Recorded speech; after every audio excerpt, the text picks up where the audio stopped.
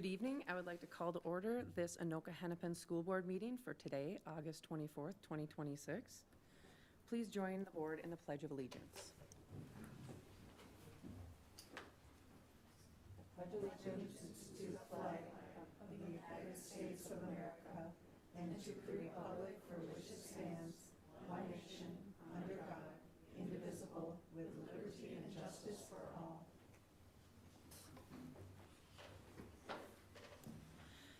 Our first order of business is to approve the board agenda. Is there a motion to approve the board agenda as presented?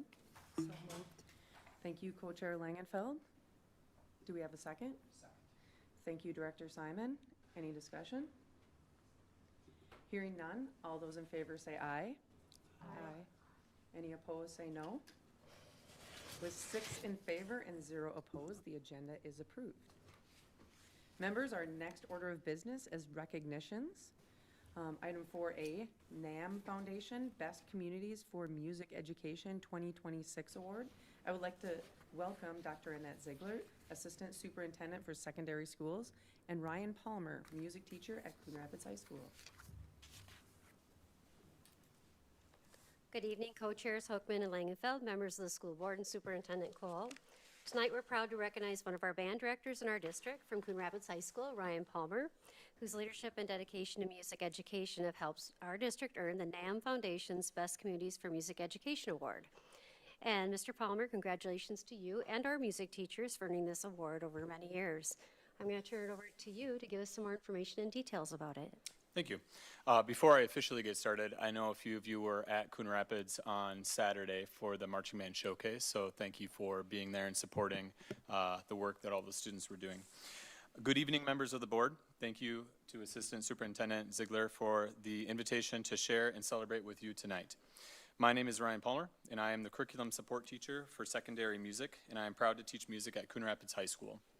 I'm excited to share that for the 12th year now, the Anoka-Hennepin School District is the recipient of the Best Communities for Music Education Award presented by the National Association of Music Merchants Foundation. This award is designed to recognize and celebrate schools and districts for their support and commitment to music education and their efforts to assure access to music for all students as part of a well-rounded education. This is now the 4th year that I myself have had the privilege of sitting here in front of you to share this good news of this award with you. In getting ready for this night, I reflected a lot on what I wanted to talk about. And in the past few years, I've spoken in broad strokes about the state of music education in this district. And tonight, I've decided to share a much smaller but no less important story. We are now coming up on the 3rd year since the inception of beginning music courses in our high schools. And counting students enrolled for this fall, the Coon Rapids Music Department will have connected with over 100 new music students through these beginning courses. And I want to share the story of one of those students. This student, he moved here from out of state in middle school. And from what I understand now about this student, he spent his first year in high school barely getting by. With new classes, new teachers, new classmates, and a new home, school was more of an option for this student, not a requirement. And sometime in the spring of his 9th grade year, he was encouraged by one of my students who was already enrolled in my music courses to give beginning band a try. So in the fall of his 10th grade year is when I first got to meet this student. Beginning band class was his first formal experience with music education, having had no opportunity in his previous district. And the work was hard for him. He struggled through learning the fundamentals, and we tried quite a few different instruments before we found the right fit for him. He was late in completing his assessments, but he completed them by the end of the trimester. Near the end of the trimester, he approached me and asked if he could stay in band for the rest of the year. We worked with his counselor. Shout out to the Coon Rapids Counseling Department. They are amazing. We worked with his counselor and were able to make it work in his schedule. And within weeks of him entering the mainstream band class in trimester 2, he was making friends. His attendance improved, his work ethic grew, and he smiled more and more. He found a truly important thing that our young people are searching for. He found community. When we think about this award, the Best Communities for Music Education, it's easy to think only about the overall systems of support that are in place. In fact, most of the questions on that application I fill out every year are about that. But tonight I want to invite us to think a little bit differently, to think about the ways that students find community in our schools and in our programs.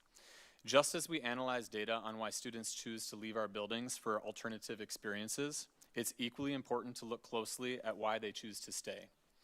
I predict that the best things our students have to say about our schools are said about the communities to which they belong. Their baseball teams, their AP classes, their chess clubs, and of course, their music classes. Anoka-Hennepin is a best community for music education in part because of the safe, loving places that our teachers create. It's also because of the communities that they build within these programs. They teach resilience, patience, and persistence. They teach how to accomplish great things without shortcuts. And they teach what hard work looks and feels like. They teach what it means to listen to the people around us, to hear them, to understand them, to find common ground with them, all while making space for their own voices. These are all skills that our students need. These are skills that will help them to function well throughout their lives.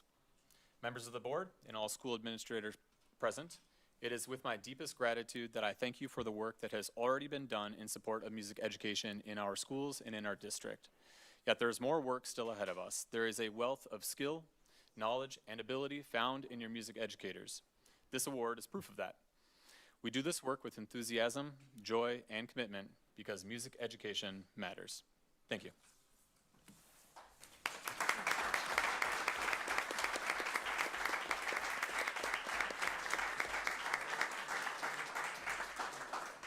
Thank you and congratulations.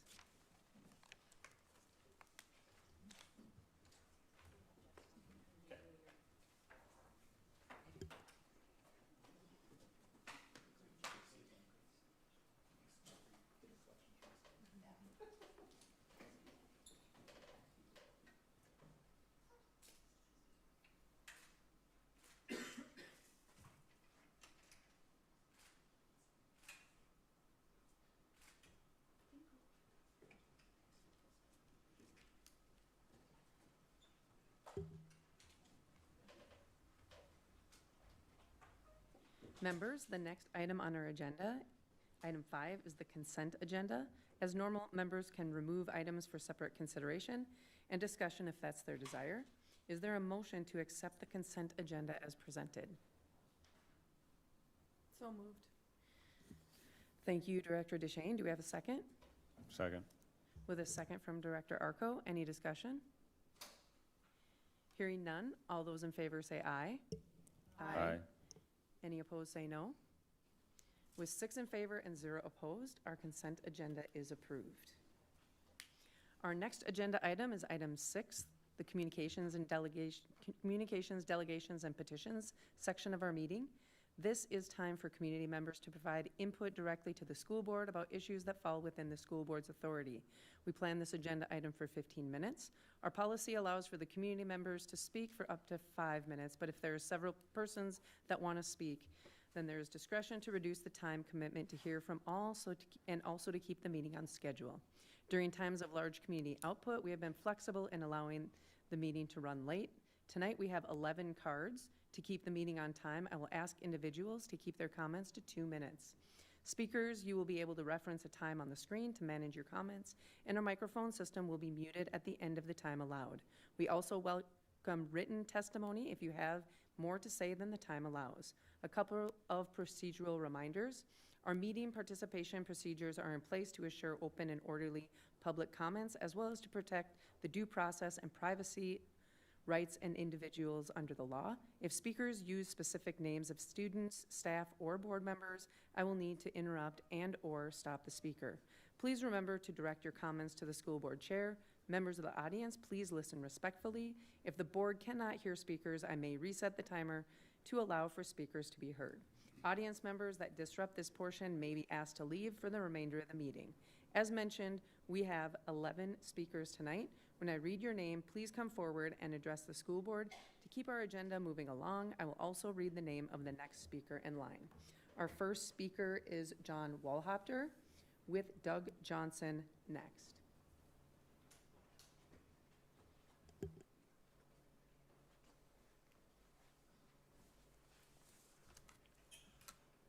Good evening, members of the board and Superintendent Cole. My name is John Walhopter, president of Anoka-Hennepin Education, Minnesota. Anoka-Hennepin's motto is A Future Without Limit.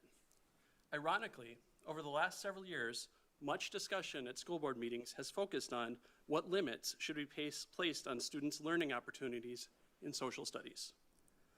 In order to better understand what brought us here, I reviewed the board meetings over the last 2 years in which social studies was discussed. What becomes apparent is that the goalposts for success in this area have continually shifted.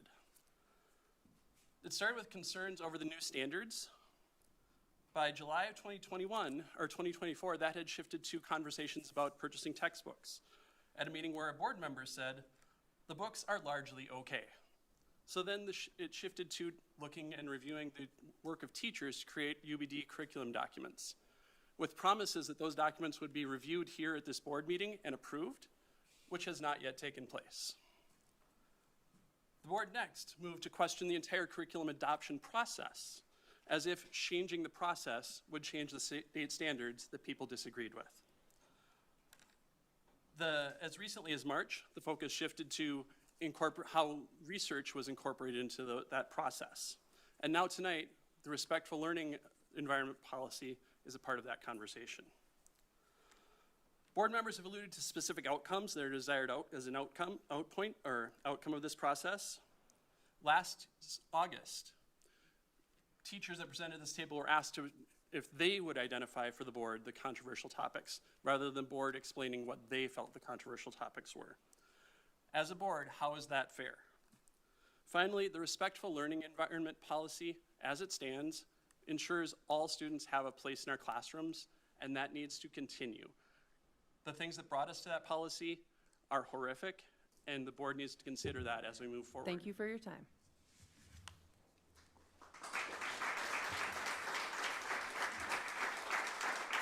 Doug Johnson. After Doug Johnson will be Sloan Peterson.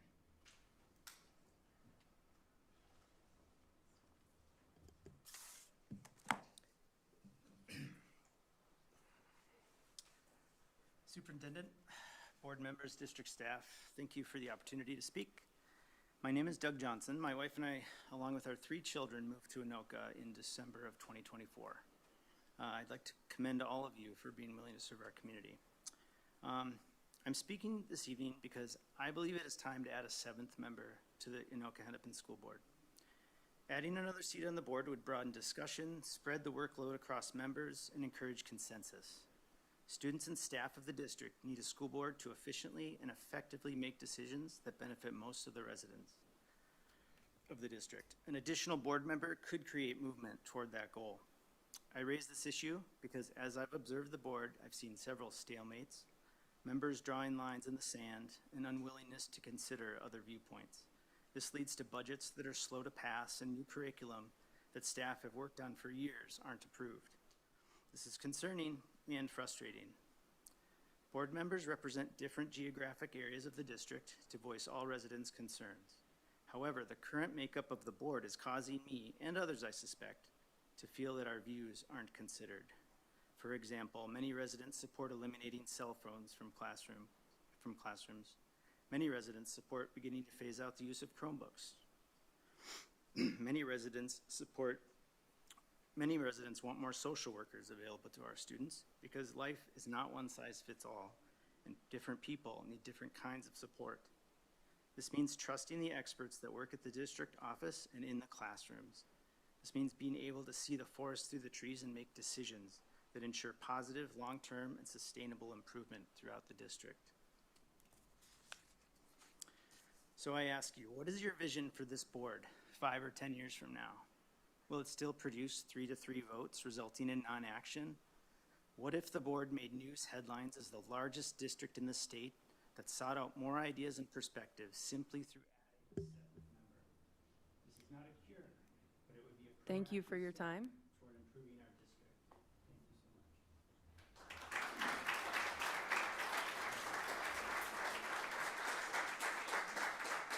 Thank you so much. Next is Sloan Peterson. After Sloan, we have Anoka-Hennepin. Welcome. Co-chair, superintendent, and members of the board. My name is Sloan Peterson, and I'm going to 7th grade at Anoka Middle School for the Arts. Before middle school, I attended both Wilson and Nebula. I'm also legally blind, so I read Braille. Over the summer, I was able to participate in my 3rd International Braille competition, partly thanks to the excellent education I've received in this district. Today, I'm here to talk about the Braille on signs at schools. At 2 of the 3 schools I've attended, I have found damaged or incorrect Braille on signs for bathrooms, offices, and other classrooms. For example, at one of my schools, the girls' bathroom was labeled EROW, which does not indicate girls' restroom in any Braille abbreviation or any writing. Another example, at a different one of my schools, there was a sign located above the lockers where my teacher could barely reach it. Certainly, most middle school students, especially me, could not reach that sign without help and could not identify that room. It might not seem like one Braille dot can make much of a difference, but it's not like the dot on an I. One Braille dot is the difference between day and ever, or not and more. As I and other visually impaired students in this district use these signs to navigate, I would greatly appreciate it if these and any other incorrect signs could be fixed. Thank you for your time. Thank you very much.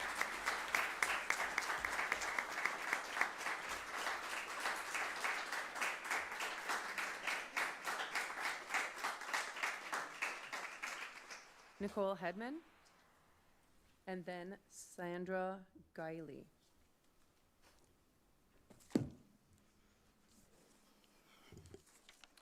Good evening, school board members and Superintendent Cole. My name is Anoka-Hennepin. As a 45-year resident of the Anoka-Hennepin District, an Anoka grad, and a parent of 3 district alumni, my commitment to our schools is both personal and professional. I currently teach Minnesota Studies at Northdale Middle School and have served on the Minnesota Studies writing team since 2018. Just last week, I worked with the team to align the Northern Lights 3rd edition with the 2021 standards. I am here tonight to advocate for the formal adoption of this edition. Transitioning to the 3rd edition is a matter of necessity. The Minnesota Historical Society has ceased publication of the 2nd edition, which will only be supportive through the current school year. Our existing copies are physically deteriorating. Many are missing pages, which causes disruption to classroom instruction. Here's an example of our textbook.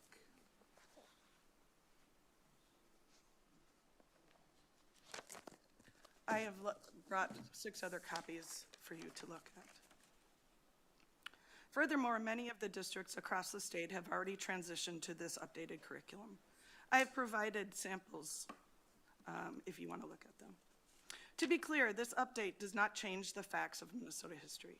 Rather, it evolves how we teach it. The 3rd edition retains the high-quality content of its predecessor while introducing critical instructional improvements. By utilizing an inquiry-based model, it emphasizes the higher-order thinking skills that are necessary for students to engage deeply with our state's narrative. I urge the board to approve the purchase of the 3rd edition of Northern Lights. This investment ensures our students will have continual access to durable, high-quality, and standards-aligned materials that reflect the best practices. Thank you for your time.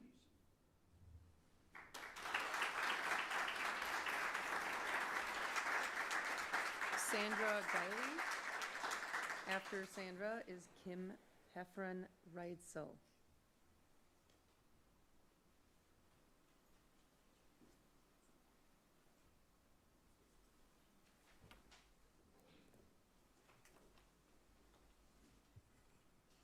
Hello, my name is Sandra Guiley. I have been in the Anoka school system for, I don't even know how many years, because you can tell that I'm a senior citizen. I volunteer at several of the Anoka-Hennepin schools, and my concern, as I've talked to, you can see I didn't bring any fancy-dancy stuff. I'm just speaking from the heart. Many of the instructors that I've talked to at the schools where I volunteer are concerned about the treatment of all students, whether they identify, whatever they identify as. that we don't need special, what word do I want? We don't need special treatment for any student because all students are treated equally and respectfully in whatever classroom or class situation we're in. I have a great niece who is being groomed to be in the LGBTQ plus, even though she's not. She just thinks it's cool to be a they. She's 8 years old. And I just want to let the school board know and let the district know that all students, it doesn't matter what they identify as, they are all treated equally, whether it's in the classroom, whether it's in the lunchroom, which is where most of my time is spent. Special accommodations I don't feel are necessary. They're all the same. God created us all the same. And I just hope that the school board will continue to understand that all kids are the same. Thank you. Thank you. Next, Kim Heffron-Reitzel. After Kim is Carrie Bondi.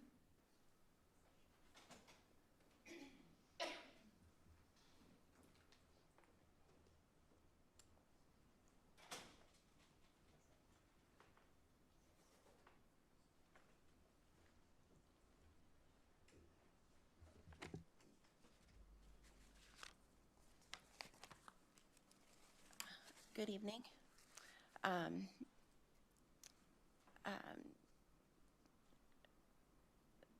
Board members, Chair, Superintendent, my name is Kim Heffron-Reitzel.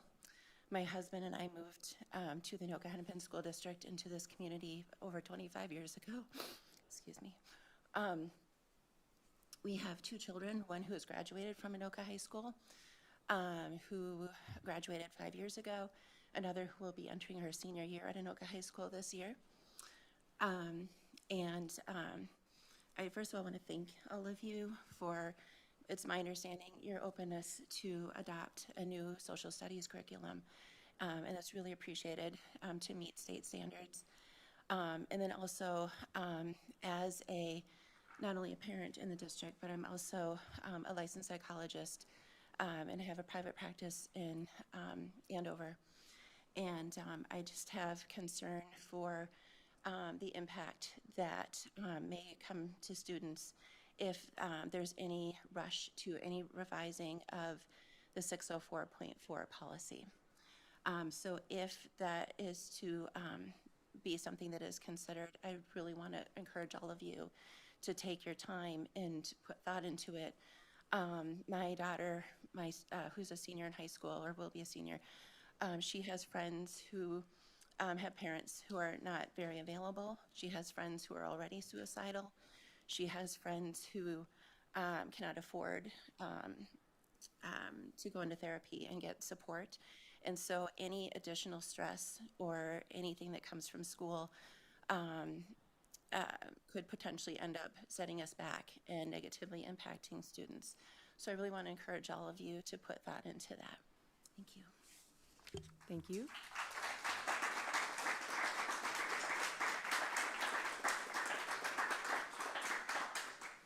Carrie Bondi, and then Kristen Broman.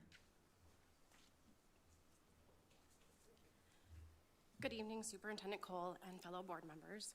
My name is Carrie Bondi, and I am the parent of an incoming Oxbow kindergartner and the wife of an Anoka-Hennepin teacher. While I'm very excited for my daughter to start public school this fall, I'm also really anxious. Not only because she's my first child to start school, and that's always a scary transition, but because our district school board appears unable to move forward with funding and policies that will set our students up for success. With another budget deficit already expected at the end of this school year, and additional cuts coming from the state and federal level, and no referendum in sight, I am concerned about what this is going to mean for my family. This is going to impact us in multiple ways: salary and benefits and workload for my husband, and the quality and competitiveness of the education that my daughter receives. In addition to that, it's deeply troubling that the sixth grade social studies textbook has been tied to modification of the policy regarding respectful learning environments. This policy already requires teachers to present materials without bias while respecting the lived experiences, self-worth, and identity of all students. What in this policy needs to be modified? The actions of this board continue to demonstrate that they are not putting the needs of students first. According to the Minnesota School Boards Association, your role as school board members in relation to the community is to plan for both the present and future educational needs of the school district and the community, and to attempt to obtain adequate financial support for the school district's programs while striving to uphold responsibilities and accountabilities to the taxpayers in the district. At this time, it appears you are doing neither. So I ask you as a parent, how are you going to maintain the quality and integrity of our students' education? How will you continue to recruit and retain teachers when they are lacking curriculum materials and the ability to support their students in proactive ways? How do you plan to ensure that our students get the education that they deserve? I ask that you go forward with absolute transparency so that you can be accountable to the community. Thank you for the opportunity to speak today. Thank you for your time. Kristen Broman, and then Allison Merriman.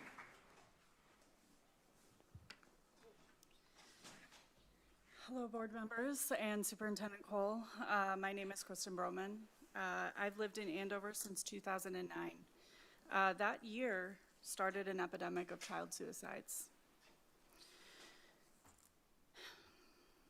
That was the year that grown adults decided that a few human lives were worth their freedom to bully children.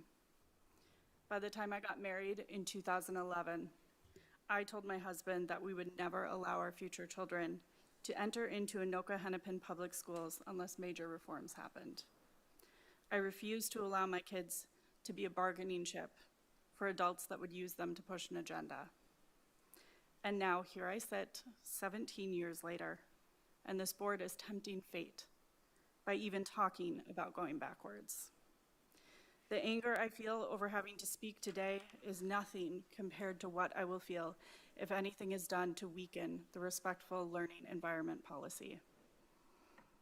This board's mission is to provide safe, inclusive, and high-quality learning environments for all students as per your guidelines. If this board would even think to mess with that policy while kids' lives are on the line, then you have failed in your mission. And if changing this policy is fulfilling your mission, then you have no business making policy or approving curriculum for over 38,000 children. Tying this policy to approving Minnesota history curriculum is such an interesting choice, because maybe one day, 17 years from now, we will read about the school board members who chose not to protect all children. We cannot infringe on our children's rights to feel safe and protected in school. One of life's greatest tragedies is that children inherit the mistakes of their elders. Each one of you gets to decide if you want to be the mistake or the example. Thank you. Thank you for your time.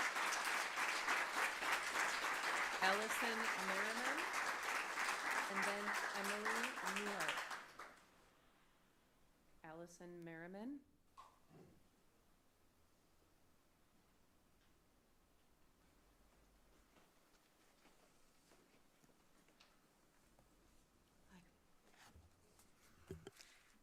Good evening. I'm just trying to understand why there's discussion to modify this policy 604.4. I'm hoping to understand what problem we are trying to solve. Students deserve to feel safe and to learn in an unbiased, respectful environment. Those goals appear to be covered by this current policy. Over the last 14 years, we've made progress toward creating a learning environment where students can feel safe, respected, and supported, and there's certainly still work to do. So I'm trying not to assume that modifying this policy would be a step backward. I'm concerned that modifying a policy that's been in place for 14 years is even being considered, especially as it appears to be linked as a bargaining chip for curriculum decisions. We know what this district experienced before this policy was adopted, and that history matters. It reminds us why creating safe, respectful, and supporting learning environments for students is so important. We have a responsibility to maintain that progress and continue strengthening the support available to students today. That support requires resources. We need therapists, social workers, teachers, interventionists, and support staff. We need them to build relationships with students and help them when they are struggling. Those things cost money. Parents for Good has already asked the school board to put a levy on the ballot. We wanted voters to be able to decide whether to increase funding, and that request was denied. Our district is also anticipating additional budget cuts on the state and federal level. So I'd like to know, what is the school board's plan? We need to maintain and strengthen the support our students need. I'm concerned about seeing a discussion of modifying this policy. Before we change something intended to help create a safe and respectful learning environment, I believe we need to be clear about what problem we're trying to solve. Your responsibility is to protect our students, the students you serve, and make sure that they have an environment where they can learn and thrive. Thank you. Thank you for your time. Emily Newhart. And then Millie McCollar.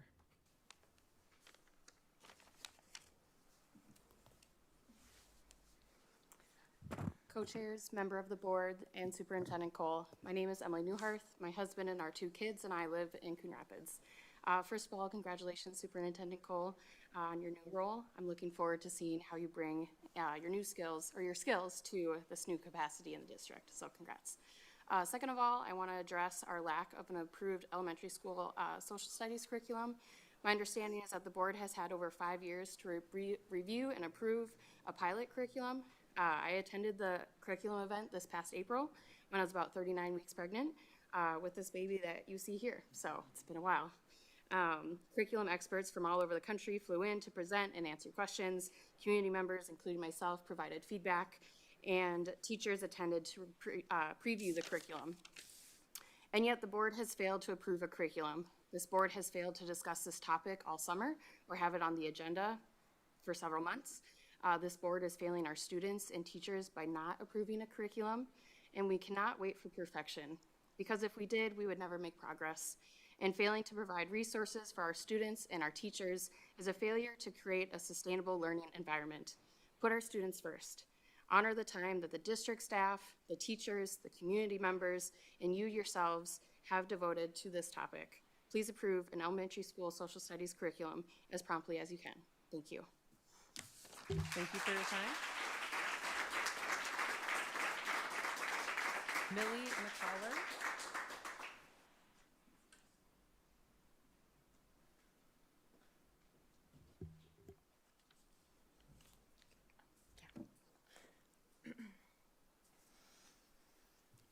Board, Superintendent, and our community. My name is Millie McCollar. I would first like to speak to the lovely community that we have here and those online.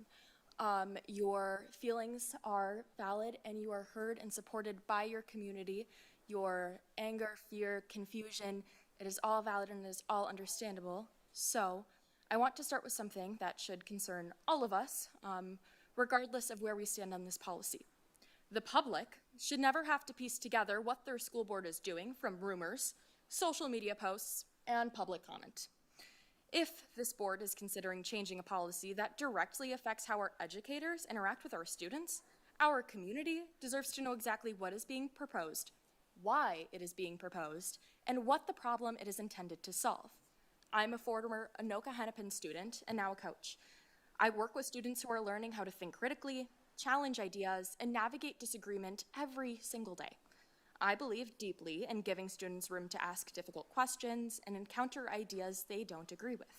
I also believe adults have the responsibility to make sure students are never left wondering whether their basic dignity is conditional. Our students are not hypothetical. They walk into classrooms carrying things we may never know about.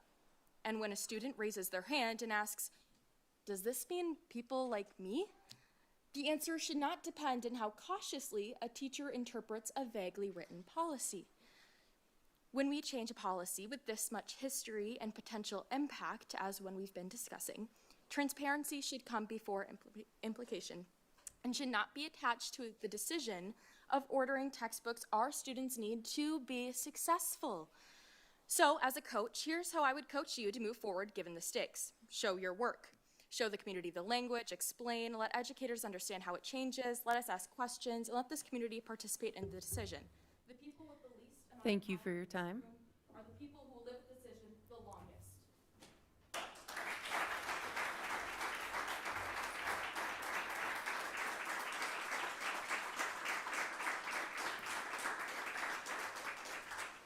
Our next agenda item, item 7, board calendar and district update. Superintendent Cole? Thank you, Co-Chair Hoekman. Members of the board, tonight I'll be presenting some items of interest for the board and community regarding activities and events that we are proud of in our district. And we do this to celebrate students, staff, community members who are contributing to the accomplishments of our mission, which is to effectively educate each of our students for success. First day of school for the 26-27 school year is Tuesday, September 8th. It's a bit later than normal. Students will begin a phased approach with students in grades 1 through 5, 6, 9, and 7th grade students at Anoka Middle School for the Arts all attending. Kindergarten students will also begin in a phased approach throughout the week. Neighbors will see increased activities at school sites with open house events held on Tuesday, September 1st and Wednesday, September 2nd. Visit our back to school website at ahschools.us/BTS for back to school for additional information and resources to help families and students prepare for the school year, which is fast approaching. Fall high school activities are up and operating across our school district. Anoka-Hennepin offers a full slate of options including dance line, marching band, cheer, cross country, soccer, volleyball, football, and tennis. Additional activities and clubs are offered with the start of the school year. Students and parents are encouraged to reach out to the activity director or administrator at their high school or middle school to find out more about registration process as well as future opportunities. Also, this is a reminder that tickets to events are digital and available through the school website under the Activities tab. The district has changed ticketing platforms this year from the GoFan platform to a system called Bound. This system also features a mobile app to provide easy access to tickets. Football starts up the next week, Thursday, September 3rd. These are our most highly attended events. Also, we typically have dance line and marching bands at those events. Andover will be hosting Wayzata High School. Eden Prairie will be at Anoka High School. Coon Rapids hosts Osseo. Blaine will be traveling south to Lakeville North, and Champlain Park will be visiting St. Michael Albertville. So if you get an opportunity, check out those events. The Anoka-Hennepin area will be hosting a state meet this year. The Minnesota State High School League will move the boys and girls state cross-country meet within our Anoka-Hennepin borders. Majestic Oaks Golf Course in Ham Lake is the new site for the meet, which is set for Saturday, November 7th. The closure of the University of Minnesota Golf Course was the primary reason for the relocation. Student interest in world languages is alive and well in Anoka-Hennepin. This year alone, a record 540 students earned up to 4 college credits through testing their reading, writing, and listening skills in a language other than English. Of that total, 95 students earned the more rigorous Gold Bilingual Seal, and 64 earned the Platinum Seal, which is the highest level. In total, 1,630 semesters of college credit were earned in 6 languages, including American Sign Language, Arabic, French, German, Russian, and Spanish. An optional technology tool is now available for the district families to help control internet access on district devices at home and away from school. GoGuardian Parent allows parents and guardians to review their students' browsing history, block specific websites, pause internet access on demand, and schedule times to pause internet access during out-of-school hours. This service is provided at no cost, and the details were sent to families today in the Back to School Focus e-newsletter, which was sent to all of our families. Along those same lines, internet safety and artificial intelligence are emerging issues both in society and in schools. and Anoka-Hennepin is taking a proactive stance to protect students and family private data trusted in our care. The district has selected Google Gemini as an authorized artificial intelligence platform for students and staff. The product both complies with data privacy laws, which is very important. Use also ensures student and school inputs are kept private and not used to train public AI models. As part of this plan, the district will be filtering out other artificial intelligence platforms from devices and networks to ensure data security. And then finally, just want to give a shout out to our new district enrollment center. We hosted a ribbon cutting this evening previous to our board meeting. We had board members who were able to attend, which we appreciate very much, as well as co-chairs Hoekman and Langenfeld. As you see there, cutting the ribbon with our large, cool scissors. So it was a great event. This new resource is located in Anoka at the Educational Services Center. This is a one-stop shop for new families and enrollees. Board members and the community will remember our closure of the Coon Rapids Family Mall as a budget savings and the introduction of this new facility to better serve families at a more affordable and sustainable cost. This truly is it's a beautiful center. It's a much more welcoming center, and it provides wraparound services to our families who really need that additional support and help. So pretty excited about it and excited for the future. And that concludes my superintendent's report for today. Board members, are there any questions for our superintendent? Okay, thank you, Superintendent Cole. Thank you. Our next agenda item is elementary and secondary education, item 8A, Northern Lights 3rd edition for grade 6 Minnesota Studies. Welcome Sarah Hunter, Chief Academic Officer. Can I just say a few things? Yes. Thank you. So I just want to make a statement before Sarah has an opportunity to share some options with you with regard to our 6th grade curriculum. And I'm going to take full ownership for this, just in terms of some of the comments made tonight and concerns that have been expressed.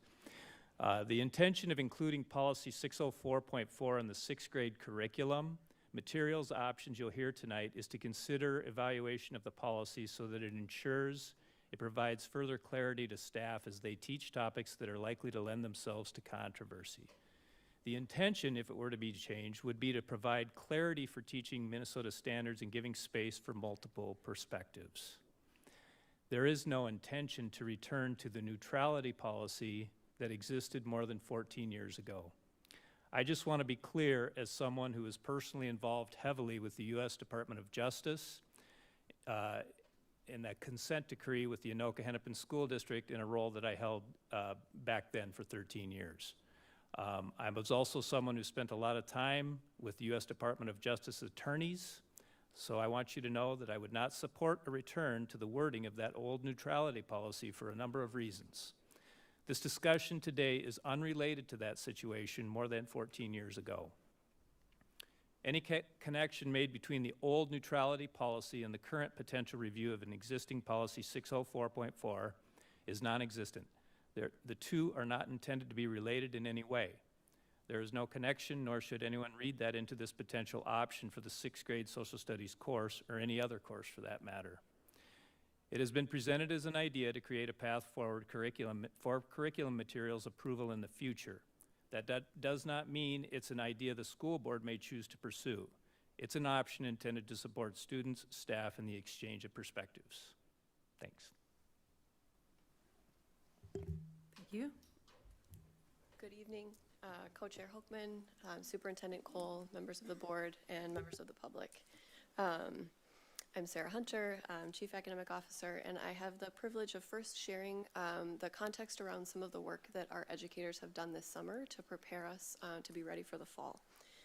So tonight I'll be speaking really briefly about the work that's been done this summer by our writing team, but first the context around 6th grade Minnesota Studies. We currently use the Northern Lights 2nd edition in our classrooms. We've used it for more than 10 years. And it was specifically designed for Minnesota Studies and Minnesota Standards, as we're the only state that holds that course as a part of our curriculum. The third edition was identified by our curriculum adoption team as the recommended resource. There isn't a comparable Minnesota-specific alternative, and our current subscription to Minnesota, the curriculum second edition expires at the end of June 2027, which is when we would lose access to the second edition. Work that was completed this summer was teachers who did actually receive digital access on August 10th. That's because it is a part of the online curriculum. We have the second edition. The third edition is just paired with it in the same platform. Curriculum writing team met from August 10th to 14th to develop pacing guides and unit plans that are aligned to the new standards, similar to the work that was done by teachers in K-5 and 7-12. But in this case, with the potentially adopted new resource. The other grades were needing to build resources based on old curricular materials. A team member, a member of that team attended a workshop put on by the Minnesota Historical Society and then shared her learning with the rest of the writers in order to make sure they had context around the new edition, the changes, and then they aligned standards to curriculum to instructional resources in the event that the board were to adopt the third edition. Where we are right now is we need the board to make a decision around whether or not we are moving forward with version 3.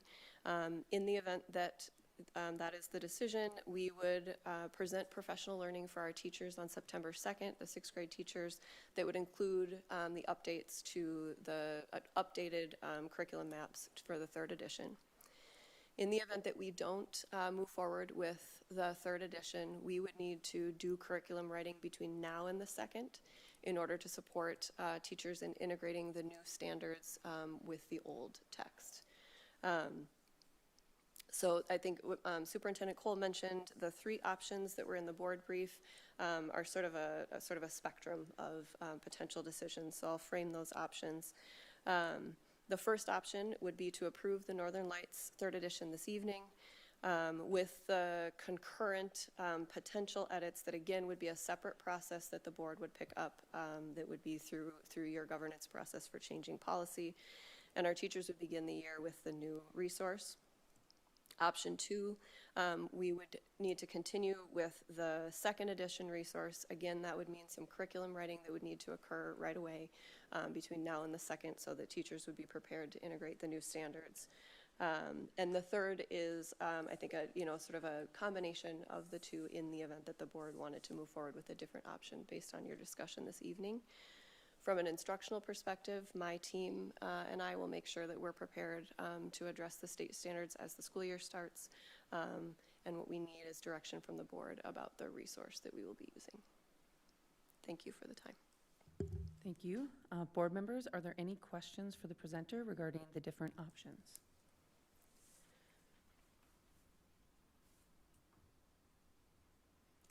If not, members before us,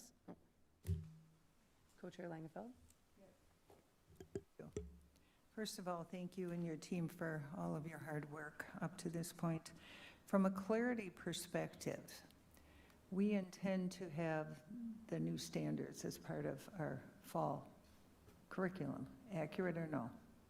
Yes. Okay, thank you. So in order to meet those standards, the team has been writing those 4 days, doing all the pacing guides to align with the recognition that you have the third edition. Every social studies teacher in 6th grade has access to online, not in hand. In fact, I don't know that the third edition in hand is anywhere.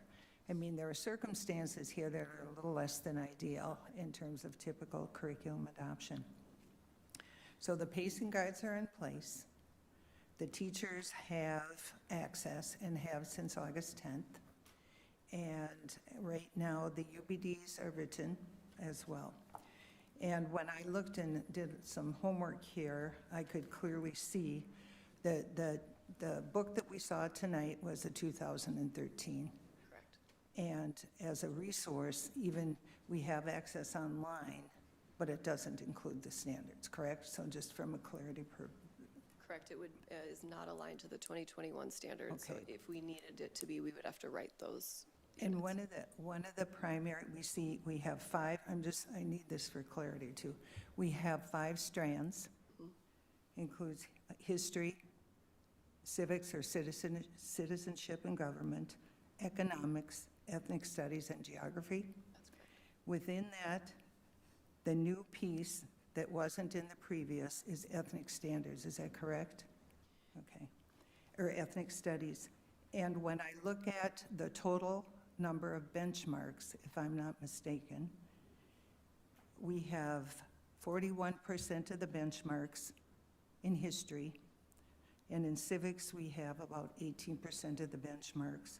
Economics and economics is similar. Economics and ethnic studies is 5 benchmarks or 4 benchmarks and 3 standards total, and then geography. And the reason I point this out is that even without the ethnic studies, 85% of the book is history, civics, and economics and geography, correct? Yes.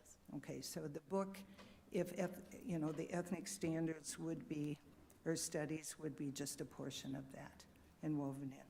So as I'm thinking about this and looking from my discernment lens that I like to look through, thinking about, while the situation is not ideal, we are ready to go the first trimester, correct? With what we have with the online versions, and the student version is also available. We are ready to go, pending board action. Depending, okay. So then, I think one of the pieces that I would ask our board to talk very seriously about tonight is a complete plan of when we are going to do this work. If in fact, we agreed last spring, I believe, if not a while even prior to that, that when we purchase any kind of curriculum, we would do a second step, which would include the UBDs. So if we were to purchase this, we would have to have that second step, as we agreed to. Correct. And then it would give teachers time to do more in-depth writing, reviewing, and so forth that you typically would do in the summer, correct? And then you would be able to trimester roll it out with the book in hand for kids. Is that realistic, or talk to us about what that would look like from a realistic timeline? Are you referring to rolling it out in second trimester instead of first trimester? Well, we have to do the second step if we purchase the book, so that's what I'm asking. Well, So I think you're speaking to bringing UBDs back for review by the board because it would be a new textbook. Once we have the new textbook. Yep, so we would be ready to do that at any time. As soon as we got the book. Anytime that the board would have time on the agenda to review them. Okay. Yeah. So, and when I think of the 2013 book, I think of my 2013 vehicle. And people don't typically drive the 2013 vehicles right now, right? I also think about the fact that a lot has changed since I purchased that, and a lot has changed for our students. And I personally have great problems with not moving forward with a plan. And I do that from a lens of educator, a lens of the recognition that each child deserves the very best we can bring forward. It would be different if we didn't budget for it and had budget for it. And I think the other piece, I have personal skin in this game too, because I have children, grandchildren, who deserve to have this opportunity. So I would like our board to talk very seriously about if and when we can get this done, because we've waited a very long time. Director Audette? I'd like to make 2 clarifications. The first is that this board did not at any point authorize the school district to teach the new social studies standards as drafted by the state, that we did not do that. And the second is, we also did not direct the curriculum department to write new curriculum for those standards or to search for new curriculum. So those are 2 important facts that did not happen. Director Arco? Thank, thank you, Co-Chair Hoekman. I just want to follow up on what you said, Co-Chair Langenfeld. So it's true that it has been many years and we have not adopted curriculum, but it certainly is not for lack of trying. But unfortunately, it seems it is for lack of conversation because, as some people may have mentioned or pointed out, I did mention on social media that I did make a good faith effort not so long ago to show at least what compliance I believe exists for what we have, what currently is, including the standards in discussion right now. Not a single board member, including yourself, has had a conversation. We've talked about talking about the standards, but we haven't actually had the discussion about the standards. So you can say it's because of a lack of conversation, but you can't say that's because I've refused to conversate. I've made the effort. I've received nothing in return. Second thing, and so this is for the sake of the public having a better understanding of this, the state of Minnesota gives broad discretion to school districts on how they can choose to meet benchmarks and standards. Point in case, there are over 300 school districts in the state of Minnesota, and not a single one of them, if you were to walk into any given social studies classroom on any given day, will be teaching exactly the same material as any other district. So there's at least over 300 different ways we could possibly meet these benchmarks.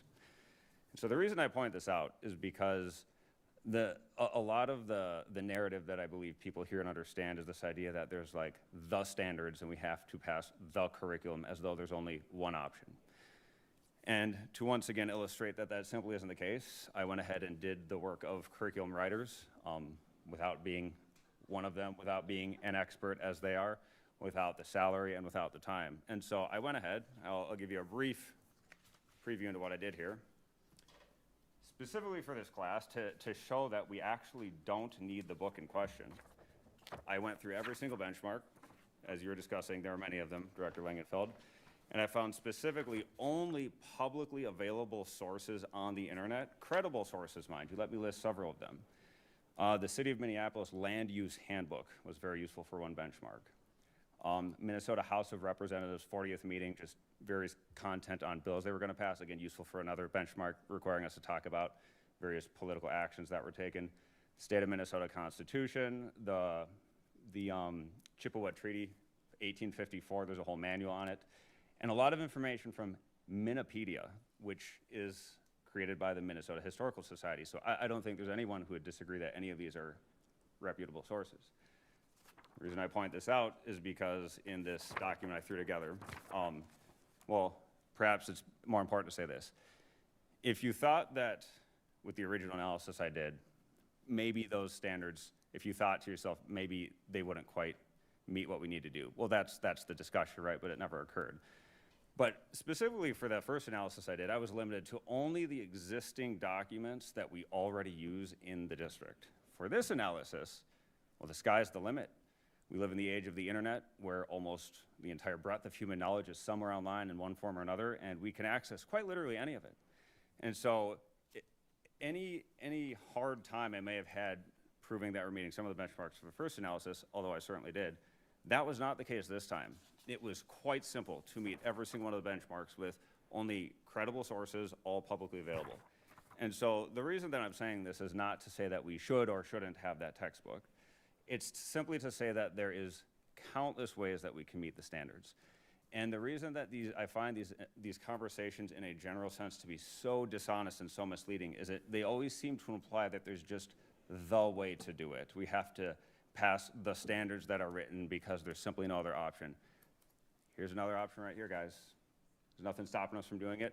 And this is not facetious, by the way, please, I'll send it to you as I did the other one. Take a look. Again, it's just content from the internet. You can find it all credible sources, and it'll save us money on a textbook. So once again, if we care about the budget, which everybody claims to, I'm just not certain why we would want to purchase a admittedly politically divisive textbook that we're going to have to put certain safeguards around, spend money on it, when we can draft all the content for free, as I just did. So I think the entire conversation is incredibly dishonest because it portrays that seemingly, although no one states this directly, but it implies that there's only one option or there's the option.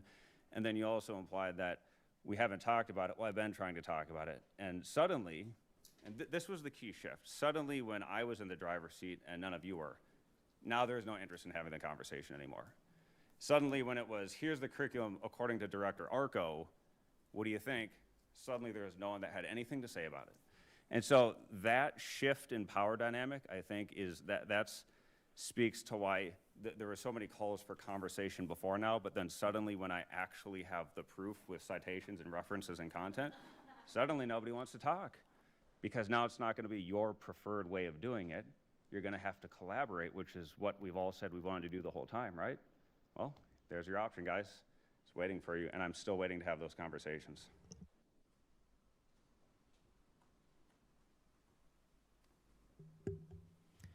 Co-Chair Langenfeld? As I think about this conversation right now, it is intended to, at least my intent certainly was to be as honest as I could be.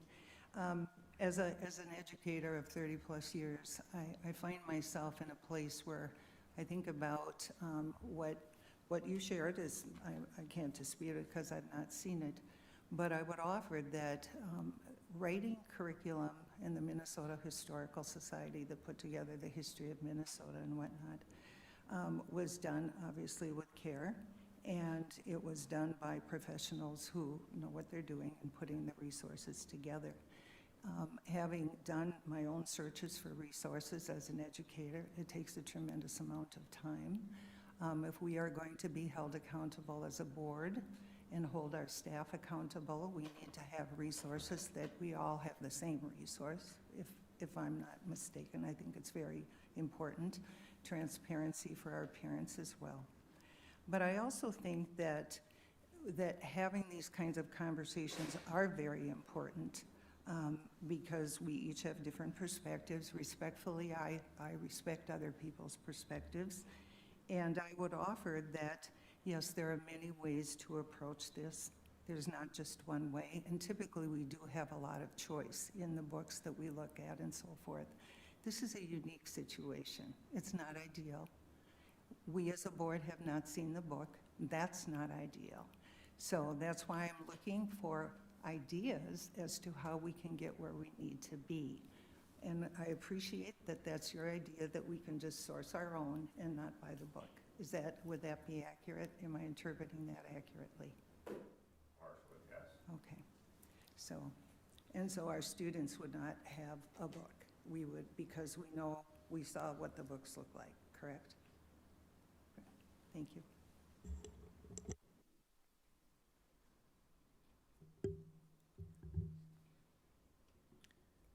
Director Duchesne?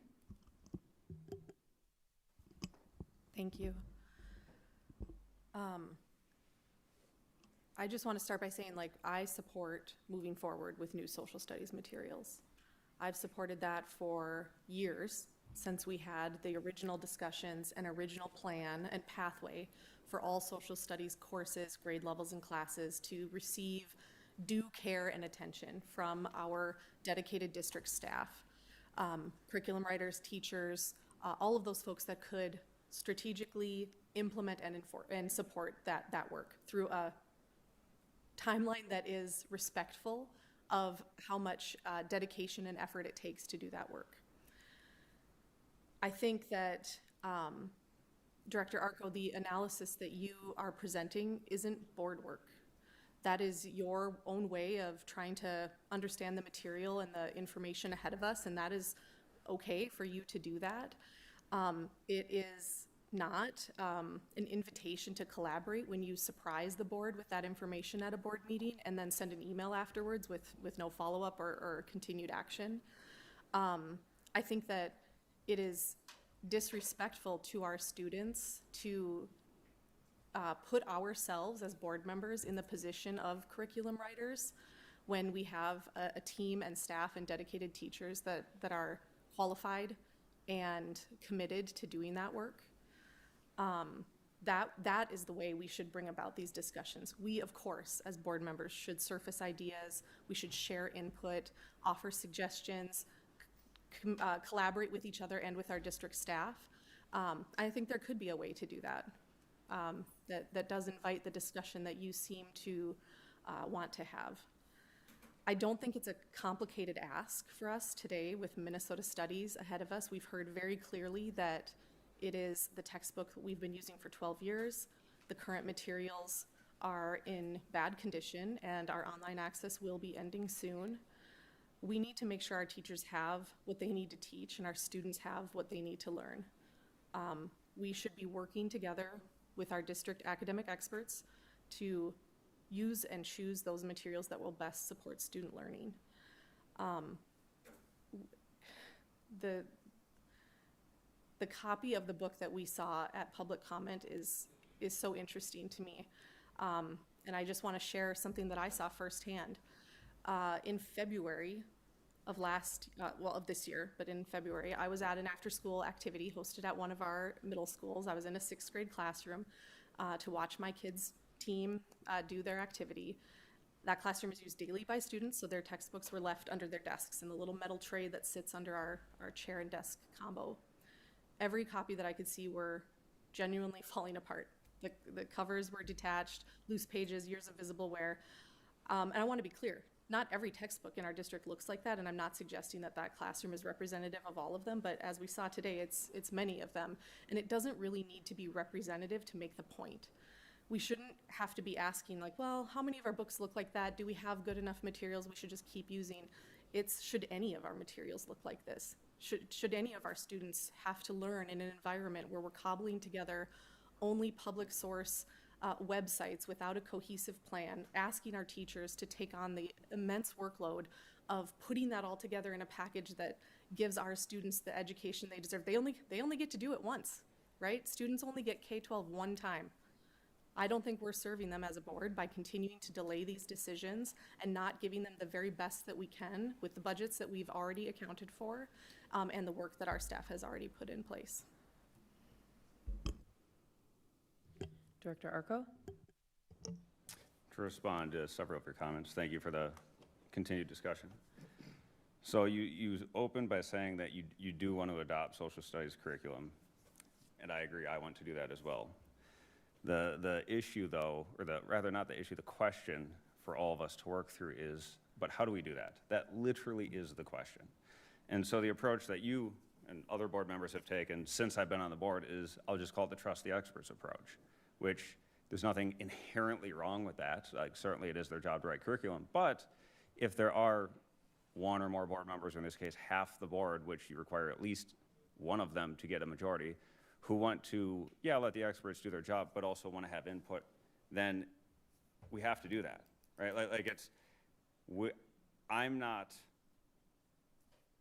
I want to adopt the curriculum, you want to adopt the curriculum, but we have to find a way to do that together. It can't just be your way or the highway or my way or the highway. So the reason I did this is not to say that this is the only way that we can adopt the curriculum. It's to show you that this is where the discussion begins, not where it ends. And so when you say that I surprise your board meetings, okay, yeah, sure, with this, but the other one, you've had 2 months to respond, I haven't gotten a response. And so there's your opportunity to collaborate, never happened. And so I think from my vantage point, the thing that I think I'm seeing is that we've done the trust the experts approach for so long that now that you have a board member who has essentially demonstrated he can do the experts' jobs for them, I don't think there's anyone who has a response to that at this point, other than to just dismiss it or go back to, but we have to let them do it, we just have to accept what they offer us. I don't think that's the case, as I've proven many times over and have not gotten a response. And if good faith discussions were desired, there have been months to have them and it hasn't occurred. Superintendent? I just want to make sure all board members know, and we've talked, Zach, that we would definitely invite board members to come in and have those conversations, and we can set that up and make sure that we can vet that completely to keep that dialogue going. So I hope that invitation is open, and not just an invitation. I think it's let's set something up if that's the case for anybody who's interested to continue those conversations. If there's any information sharing that would help move this forward. Director Simon? Thanks, Linda. So I just wanted to start out first by saying thank you to Sarah, and we have some of our social studies, great social studies teams in the audience too. So thank you for all your work on this. I know it's not been easy, and I definitely, I've said this before, that I rely upon you and trust you. And I don't think it's a blind trust because I've read the UBDs, I've spoken with you, and you've presented at the board and showed that in Anoka-Hennepin, regardless of what the standards are, our leaders and our teachers are not creating curriculum to indoctrinate kids. So you've proven that. So it's kind of a trust and verify, right? And this board actually, I think, initially got to a compromise where it was, again, trust and verify. Let our experts write the curriculum, but all UBDs come back to the board before they're implemented. So we did go down that road a little bit. I don't think it's been successful, but at least in my opinion, but we did try to go down that road a little bit. And I think what I take and what I think the community can take, and all the work that Director Arco did on looking at our current standards, right, on social studies and how they match up. And if I'm misquoting you, please say so. I'm not trying to misquote. But I think you said, in general, you didn't see a lot of controversy in there, like indoctrination. I believe you said that when you originally did it. If I'm wrong, please correct it. But I think that shows the community and this board that even before this current board had the problem with social studies that we're having, our folks that some actually said the staff that created some of those or some of the leaders were indoctrinating kids. Well, it didn't get into our curriculum. So I think that actually maybe gives a little more proof and at least makes me feel like my trust is well placed. Specific on policy 604.4, I think Superintendent Cole said this, but I just want to make sure, and correct me if I'm wrong, Superintendent Cole, but just so the public knows, in my understanding, this was not brought about by a board member asking for this. This was an administrative potential solution to get to a solution in this. So it sounded like some of the comments tonight were, some on the board or the full board wants to change the policy. I don't believe that that was the initial discussion. Is that correct? So just so the public knows, that was not correct. And I apologize that we have to look at our communication and make sure that we're right on that, so that type of message never gets out. So I wanted to put that out there. I do think that, so I'm open to talking about policy 604.4. I reread it again and again before this meeting. I think it's very strong. I don't think it needs revision, but I'll be open to listening to whatever people say. But on option 1 and 2, I would lean right now before those discussions to say I don't think that policy needs to be changed. If, we have policy and then we have direction, if you will, directional documents along with policy. If this board and administration thinks something specifically needs to be said for Minnesota studies or social studies, I think that might be a better avenue to go, because when you change a policy, in my experience, when you change a policy to something really specific, that policy doesn't live as long. So maybe it's a directional document if we want to entertain that. I'm not interested in it, but I'm open to talking about it. So my preference would be, because I do think our teachers and our leaders write curriculum regardless of the Minnesota standards that will not act to indoctrinate kids. My preference is that we buy this book, and again, that two-step process, let the UBDs come back to the board to look at, confirm and verify that that's not happening, which I am confident it's not, and not tie 604.4 to that. So that'd be my preference. I don't think that's going to happen, but I wanted the board to know what it was. So thanks. Director Abbott? Thanks. I just wanted to comment on what I think has been missing all along, and it's the difficult thing, is the board, given the nature of these standards, the board has to figure out a way to provide a set of, it could be what you're talking about, Mr. Simon, direction, guidance for the way the school board wants to have these controversial standards implemented and taught in our schools. And so the multiple attempts that have been made to write, which again, in some cases were maybe asked for at some level by the school board, although in my opinion, I don't think it ever has been, because we haven't got to the point yet of being able to do that. So some have suggested that the writing must happen, and so therefore it's going to happen, but it didn't happen at the behest of the board asking for it to happen, because we aren't ready to ask for it to be happen, because we haven't been able to provide that direction and the guidance on behalf of the board for that work to happen. And I do think it's possible for us to create specific set of, whatever you want to call it, policy or guidance or direction that could be compromised on to say, in the handling of these standards, this is what how the board wants to see it done. And most likely, neither side, if you will get what they want. I personally would throw the new standards in the garbage. I don't think the state did a good job in writing them. They created the controversy that we're sitting here talking about, and they didn't need to, but they did. Others may say, I love the standards, I want to implement them. The reality of it is, to get a majority on this board, neither of those things is going to happen. So what we need to do is figure out what is going to happen.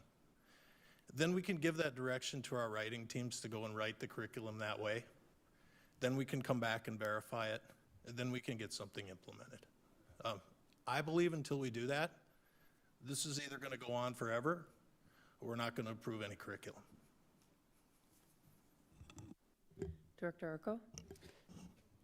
To follow up with what Director Audette said, this is my experience. Certainly you can tell me I'm wrong, but whatever. The only reason I've ever been given from other board members and anyone really is, well, this is what the experts want. And so in a lot of ways, it's really this idea of the experts that has been used as the excuse, in my opinion, of course, to just not conversate. Because like I was saying, it's as though there's really only one option, which is what the experts want. And then with that invincible firewall up, you just run the clock out until eventually you got to adopt some standards or something, or the clock comes due and we have no choice. Politically, that is what I've experienced since I've been on the board. That is overwhelmingly just how I sense this has gone. And this is why I think, since I found a way to bypass those experts successfully, this is why I think I have found bewilderment. That has been the only response. Several teachers have reached out for the curriculum I wrote up. One made a good faith effort to respond to 2 of the benchmarks. And even if I grant, which I don't because the conversation ended, I guess, or is ongoing, that maybe one of them wasn't good enough, perhaps. But if you're telling me I did a good job on 270 out of 271, wow. Well, I think we could pretty easily adjust to account for one additional benchmark, and that's assuming it's not even sufficient. And so this is the whole point. I don't think there's ever been a board member, if I had to wager a guess in the history of the Anoka-Hennepin district, who went ahead to do all of the work of the curriculum analysis themselves. And that's why I don't think there has been a response.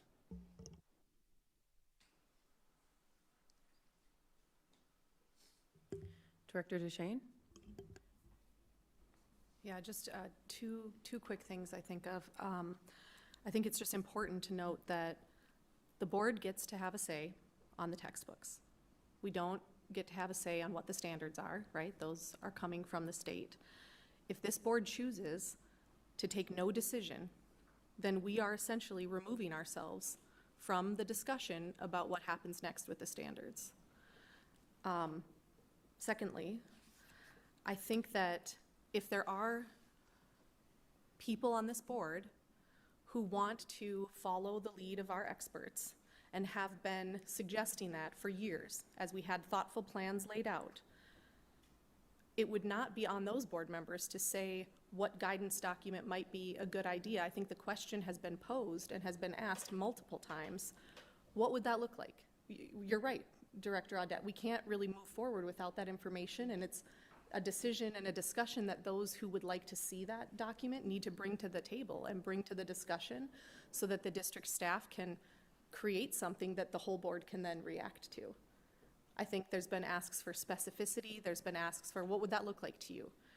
How could that work? If we don't have that information, that does cause us to look like the clock's just running out, you're just waiting.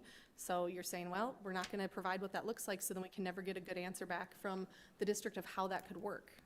So I think I'd love to hear some specifics from those that would like to see a guidance document about how the standards would look in Anoka-Hennepin, so that the entire board can react to that, and then the district staff can offer suggestions for feasibility.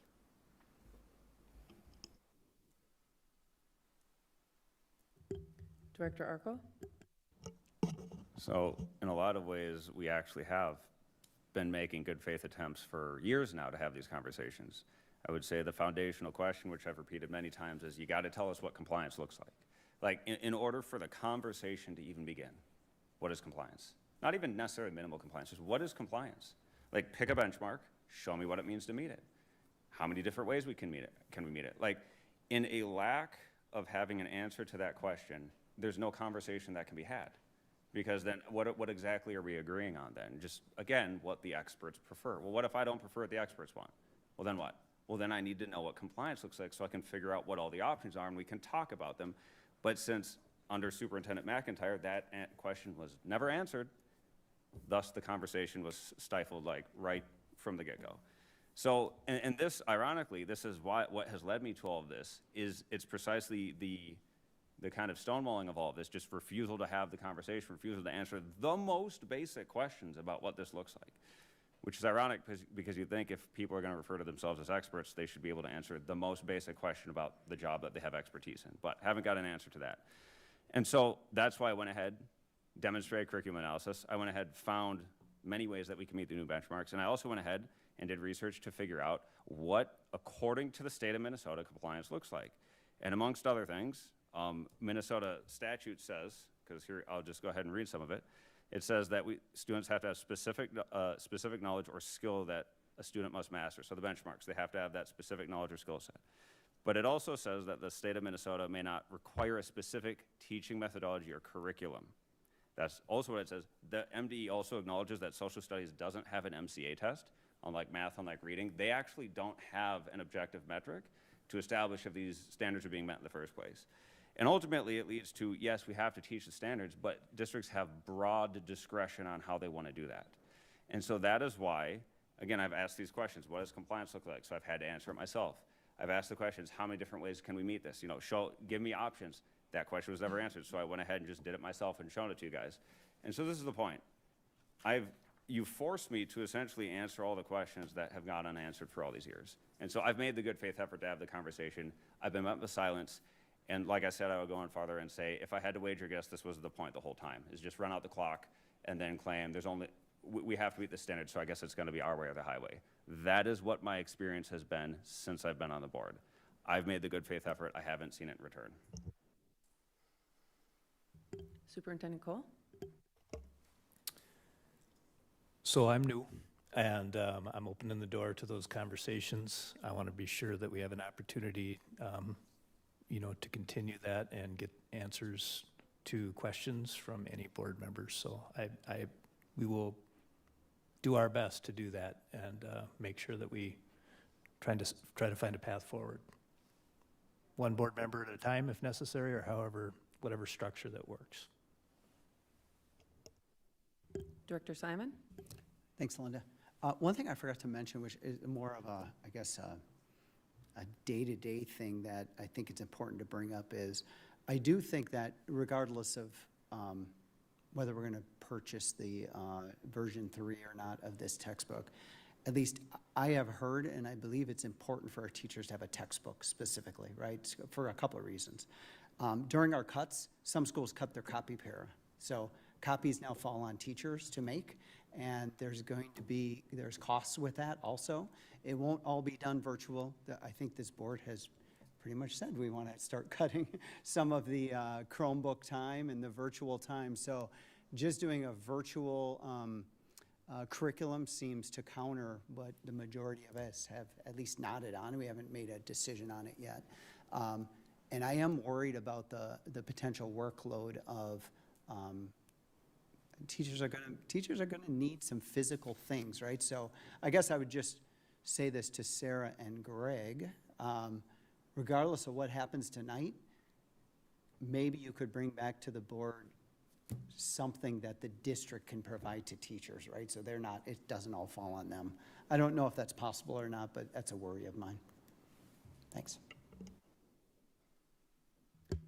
Superintendent Cole? We will investigate that. Yeah, we already have been investigating different options.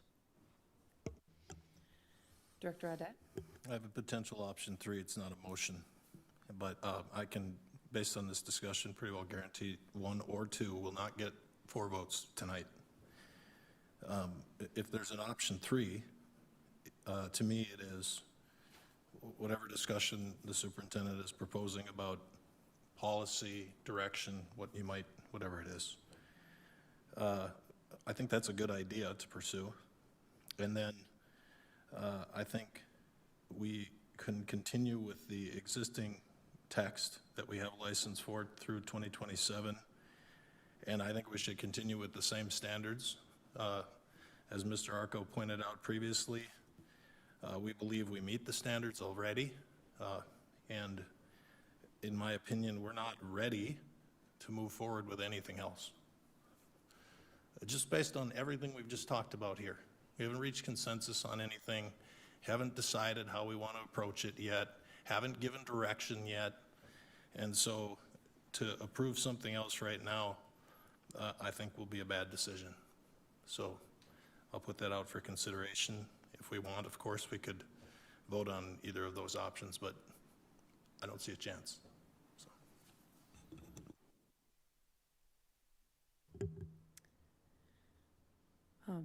Ms. Hunter, I have a question for clarity. So this book presented, this 3rd edition, was released August 10th for teachers to have access to? Correct. So that was 14 days ago? Yeah. And school starts on September 8th. And according to the board briefing, teachers will be introduced to the work on September 2nd. So September 2nd, they'll be introduced to this brand new text. And this slowdown, the fact that we only got access to the book by August 10th, is due to, that's when the Minnesota State Historical Society released that? It was delayed. The projected release date originally, I believe, was in June, and the release was delayed by the publisher. So yes, you are correct. So I think you name a challenge that we held as a team as well, right? So the dates that are a part of the brief you see, they are all really close to today, and that was not an Anoka-Hennepin problem, right? That was a delay for the publisher, I would say. And presenting updates to curriculum materials on our district PD day is common practice in Anoka-Hennepin, not necessarily a whole new text, right? So I want to acknowledge that. For example, last summer when we adopted our 3 elementary literacy curriculums, teachers had several options over the course of the summer to come in and get trained, or they were trained on the workshop week date. So I will acknowledge it is not ideal, right? So what you're naming is not ideal timing. For clarity, were the reading materials were piloted in the district though, right? So teachers had their hands on those prior to that? Some had, yeah. Okay. Yep. So in addition, the review and assessing different opportunities, different texts, different resources, that comparison didn't happen, as someone mentioned earlier. Let's review these materials in April. That wasn't open for the public to see, right? It was. That was the curriculum review process for all of the grades for social studies that we were. For clarity, this book wasn't present then. Because it's the only book. You're correct. Yes. Yeah. Okay. Yep. So this is a unique case in that you're correct. We were reviewing K-5 and then several at the high school and other middle school grades because there were multiple selections. This resource was reviewed previously because of the fact that it was the one text. So again, just because I want to make certain everyone can understand, the state of Minnesota expects school districts to put into place a curriculum this school year with a textbook that they didn't release until September 10th. And we want to make certain that we're respectful of teacher workload and timelines for teachers that are respectful. And this is outside of the control of this school district. But the state of Minnesota, the one resource, according to the board briefing, all schools are going to use this. The prior resource to the version 2, 97% of Minnesota school districts used it. We don't have a number for the new one because it would be this fall that we would get that number. Okay, so I just want to make certain that people can be aware that some of this work we're limited to because of slowdowns from the state and from the release of the textbook. Okay, so one thing, considering that teacher prep time, as a teacher myself, this sounds daunting to me. It does not sound like, again, due to forces outside of control of this district, teachers have not had the opportunity to review this.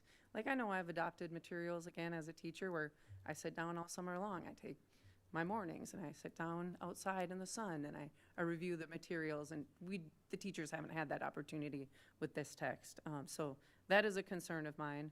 Another thing to consider is that according to the Minnesota Historical Society, this book and its related materials are customized to meet the sixth grade standards, the new sixth grade standards that some board members find concerning.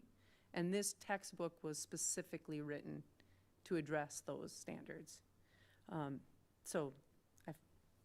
Another concern is that this board hasn't had an opportunity to see this text. So it just seems, thinking now about the board's civic responsibility, it seems concerning to use taxpayer money to purchase a textbook that we haven't had an opportunity to vet.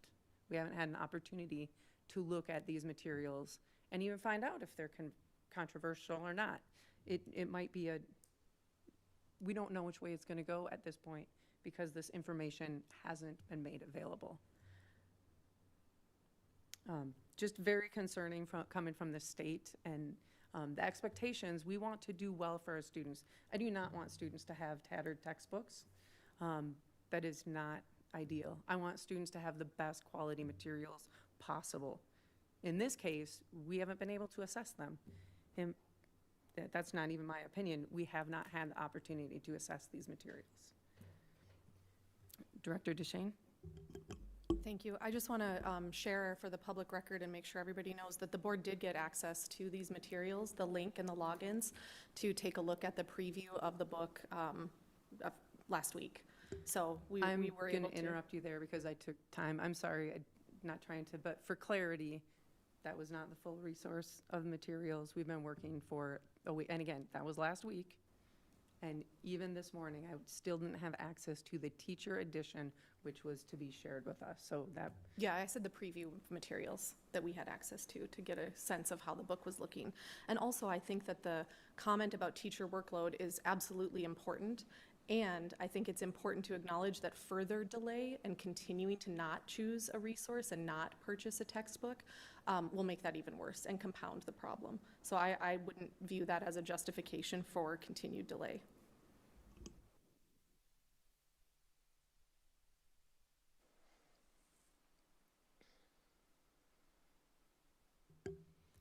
Superintendent Cole? So maybe I can wrap this up. I would say that part of this situation was a bit of a unicorn in the fact that this is a standalone course with one textbook, and we were facing textbooks that were in disrepair. The other thing is, it's clear to me, I can't speak for the past, but I would say for an adoption like this, we need a runway. And I know that we've had processes in the past, and we may need to kind of revisit that as well as what does a process look like, and do we want to change that process. But I will just commit to the fact that we will do our best to do that in the future. This was just a situation that we feel we had to bring forward just because of the circumstances with regard to this book, the timing, the fact that there was only one text and we were facing a materials crunch here. So it was no one's intention to create a situation where we have a public disagreement on this, but we'll do our best moving forward to make sure that we have a runway for these decisions. And I'll just clarify, when I say runway, the time, the interactions, the discussions, as best we possibly can.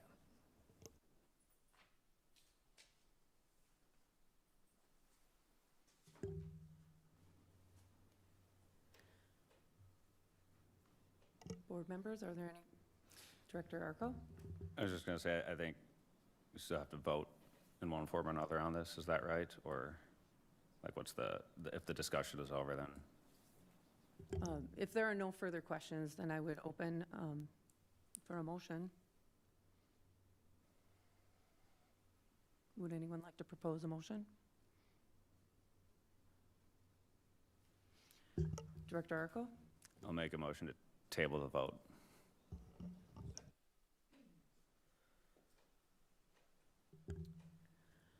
Okay, there is a motion to table the vote. Is there any discussion? Director DeShane? So if we agree to table a vote today, what would be our timeline for bringing this back? Our next regularly scheduled meeting in September? Director Arco? Just a question for clarification. Am I recalling correctly that it was discussed that as it currently stands, disregarding my analysis just for the sake of where you guys are at, that we are compliant according to you through trimester 1? Is that what was said? No, we would need to return to the curriculum writing table. The team would need to reconvene to write to the new standards with the old text. So in order to start this school year in compliance with the 2020-21 state standards in social studies, the 6th grade writing team would need to come back together and ensure that what they are presenting to teachers includes all of the standards. So then as a follow-up question, is it the case that there is so little overlap between the previous standards and now that, not according to me because I've already made my case, but according to you, that you don't even have one trimester worth of content? No. So essentially 1/3, there's less than 1/3 overlap of the previous standards and the new standards. No, that is not what I'm suggesting. What we did for grades 7 through 12 was based on board direction because we did not move forward with any purchases, right, for those texts. Curriculum writers had to then find open source material to supplement for the standards that were not included. We would need to do that same thing for 6th grade. 4th or K-5. I need some clarity about rules of order here. I believe at this time we can only have discussion based upon the tabling issue, so I think we can't answer that question right now. I apologize. And then as a follow-up to the tabling, I believe that if an item is tabled, then it is an open item and it can be brought back at any time. It does not have to appear on agenda again. Director Audette. It's possible to specify a later date and time. He did not in his motion, so it's just tabled.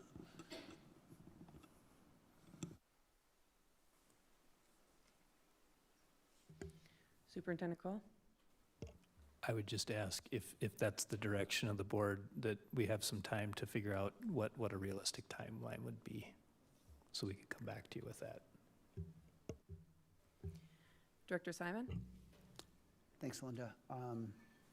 Yeah, I guess I don't even know what we're voting on. Like, there were 3 potential options. I think the discussion was, we're definitely not buying the book, at least at this time. There's not 4 votes. I think that was the general thing, although we didn't vote on that. So it's like, I don't know if I'm for voting it, or tabling it, because I don't know what I'm tabling. You know what I mean? Like, are we going to vote on buying the book on option 1? I mean, all the options had the policy thing, which I'm not necessarily in favor for, so I don't know. I guess I'm not, I guess I don't know. It's very unclear what we are tabling. So I think, from my understanding, is that we have the option to table the discussion, which just means this pauses at this time and would come back in the future. The board can vote to table it or not to, which I think just needs a majority vote. If the board chooses not to table it, then someone could present a motion of any of those possible options, and we could vote on that and then move on to the next agenda item. Director Simon? Yeah, thanks. I think that our staff need a direction. And if that is a vote to just we're not buying the book, we should give them that so they can move on. You know what I mean? So I guess I'm for making and I'm not making the motion, but I'm for making a motion, like, are we gonna buy this book or not? I just want some clarity to our staff, because they're gonna go away from this meeting and go, we have no idea what to do, in my opinion.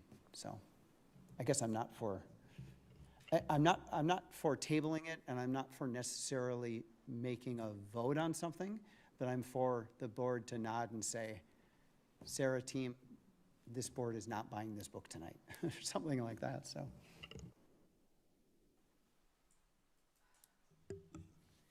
I'll call the question on the table.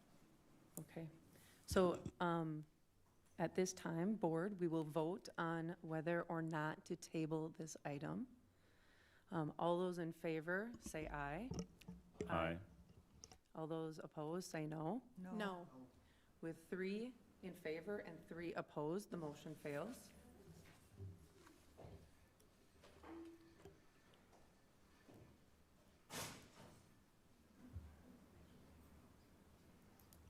I would entertain a motion.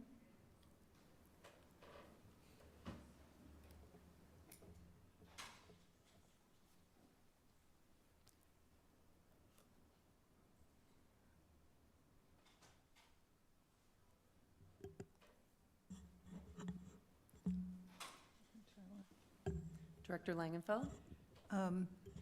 It's a variation, I think, or an expansion of what Director Audette talked about, a step for discussion and guidance, since that seems to be a conversation that some people would need. And then bring that back to the board, a discussion with you, followed by and I would assume we could do that in a month of time. I would assume we can get the textbooks then, at least to be able to, and every board member to be able to deliver or have access to the current book, to look at that as well. And then bring it back for determining next step by, the end of September, or if not sooner. That would be to determine the purchase or not.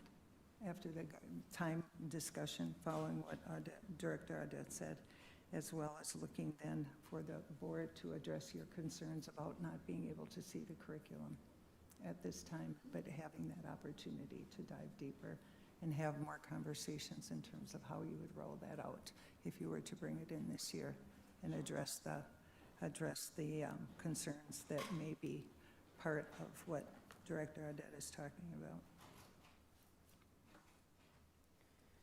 Director Audette? Director Langenfeld, could you said a lot and explained something, so could you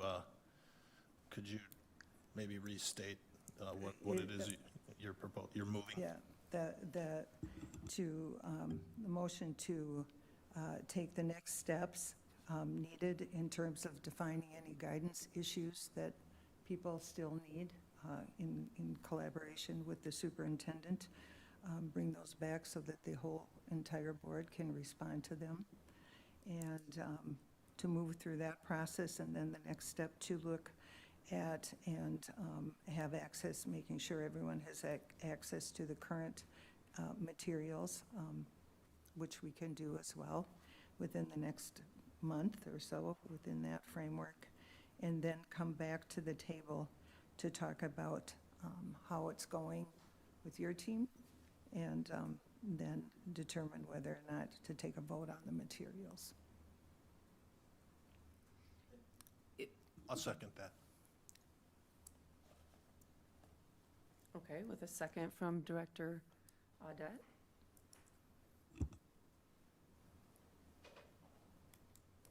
Is there any discussion? Director DeShane? For clarity, because I think this is what I heard you say, but I just want to make sure that I'm understanding. So the motion is that discussions will happen about clarifying guidance on how to teach the more controversial standards that some view are a part of this textbook and this course of study. And they will come back to the next school board meeting for continuation of that discussion. So that would be September 14th is a work session, so we wouldn't be a vote there, but it could continue discussion on September 14th and then with possible future vote on the 28th. Is that what your motion intended? So like the discussion will happen between now and September 14th. So at September 14th's work session, there will be this discussion again to see like where have we gotten, how far along are we in that guidance document discussion to then decide if textbooks can be purchased? Right, and then we would vote at the board, the actual board meeting Okay. on the 20, whatever it is.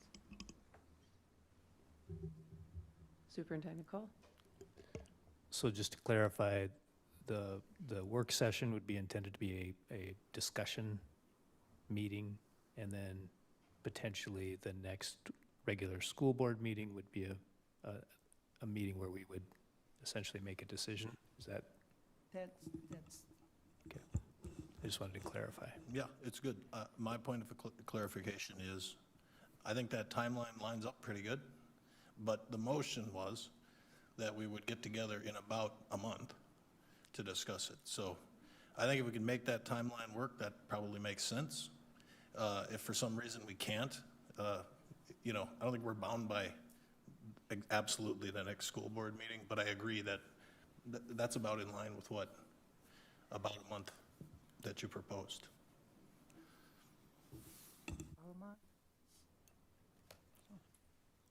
Superintendent Cole? I want to make sure Sarah has an opportunity to weigh on this. It's her team as well, and we have a lot going on here. So I want to be sure that the 14th and 28th are realistic timelines, or if, maybe another option is we shoot for the 14th, but we have the flexibility with board members to let them know that we don't, if we can't make that work, that we could move it later potentially. Just that point of clarification I made is that there weren't really specific dates. She laid out a timeline that I think could work. Other options could work also. That's why I actually clarified that when I seconded her, it's like, I get what she's saying. We need more time. Let's take some more time. You got a good idea about what we want. 30 to 35, 40 days probably works. 60, 70 days probably doesn't work, is what I heard, so. I think a question that I would have, so yes, that feels like a sufficient time. A couple questions, and this isn't necessarily but I would just raise them in this space, is who is creating the guidance around how the controversial issues would be taught? Because part of what's been discussed this evening is a need to collaborate as a board, or to have those conversations so that we do make sure that we understand your perspectives. And I think a question I would have is what the teachers in 6th grade are to do in the meantime.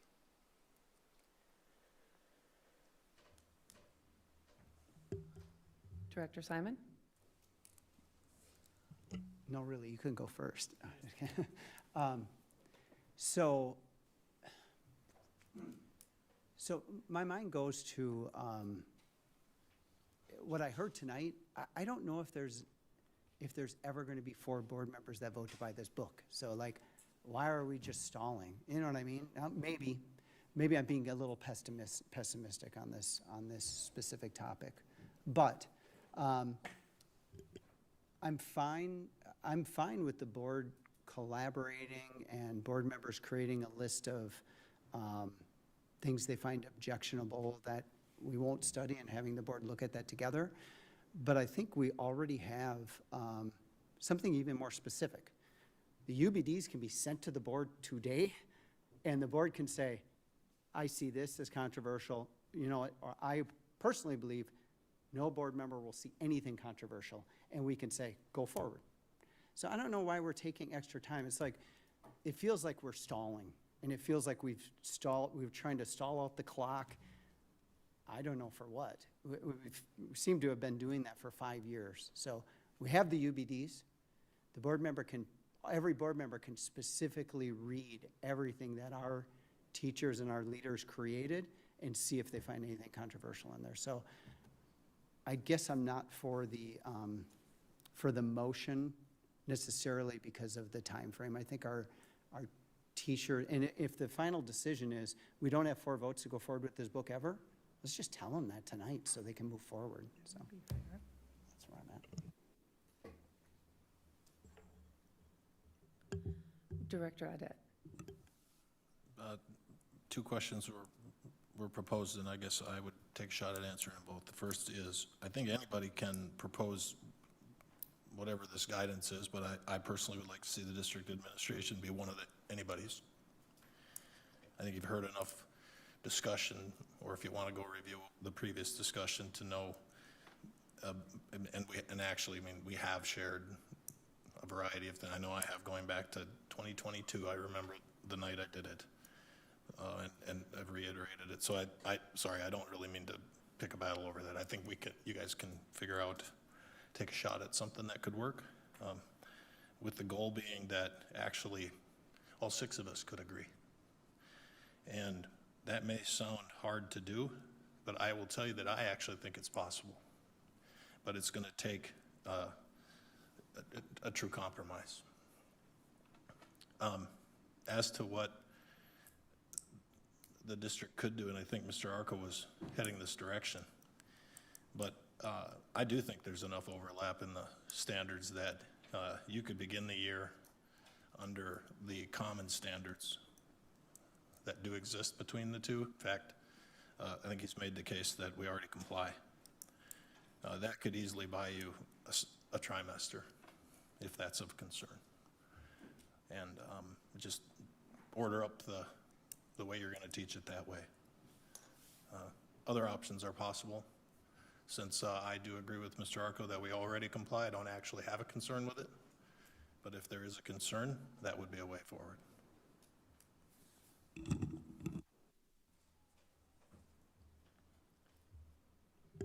Co-Chair Langenfeld. Just to clarify, and I appreciate your comments, Director Simon, and others as well. The intent of the motion is to give people who raise concerns the opportunity to resolve them so that we can support the curriculum. That's really the intent. If people have no intention of ever supporting it, I agree with you on that as well. I mean, I'd like to look at it in good faith, and to give our superintendent an opportunity with his team to help us move this forward.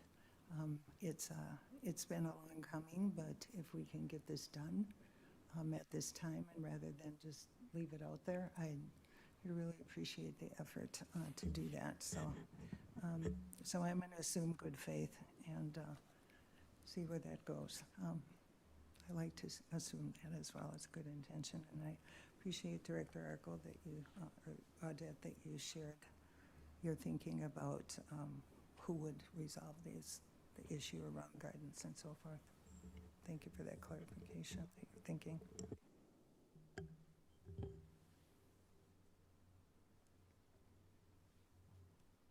Is there any further discussion?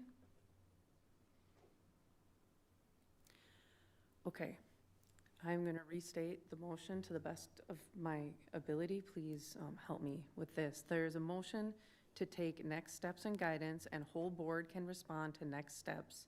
Discussions on how to teach standards and who creates guidance for the controversial issues will be looked at. And then we will come back to the table.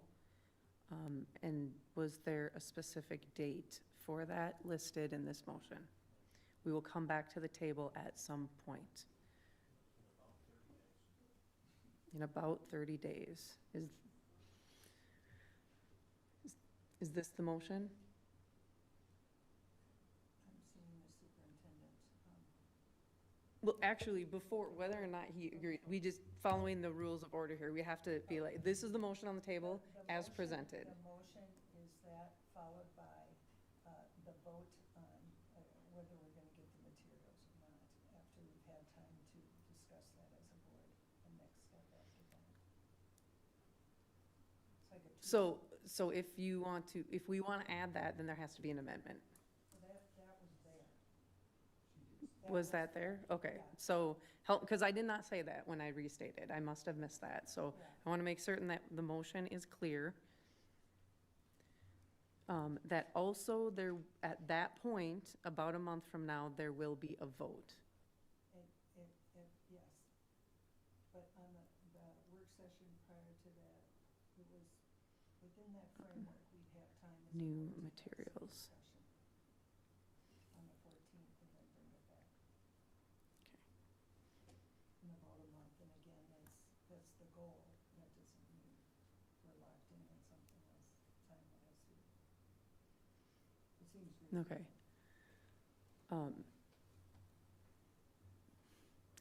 As a chair, I just want to make certain that I'm being respectful of all board members and that this is a clear motion that we will be taking a vote on. Are there any further questions?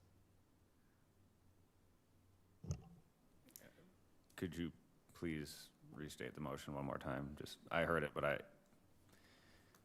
I need to process all parts of it.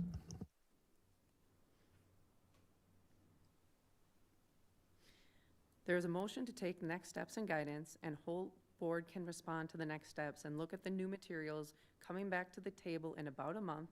The discussions on how to teach the standards will be created for controversial issues, and then there will be a vote on the new materials.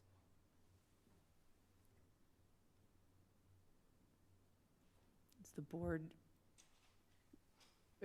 agree with the motion reading, not whether or not you agree to, the statement of the motion is clear? Okay, at this time, if there's no further discussion, I would like to call a vote. Okay. All those in favor of the motion say aye. Aye. All those opposed say no. No. Okay, with 3 in favor and 3 opposed, the motion does not pass.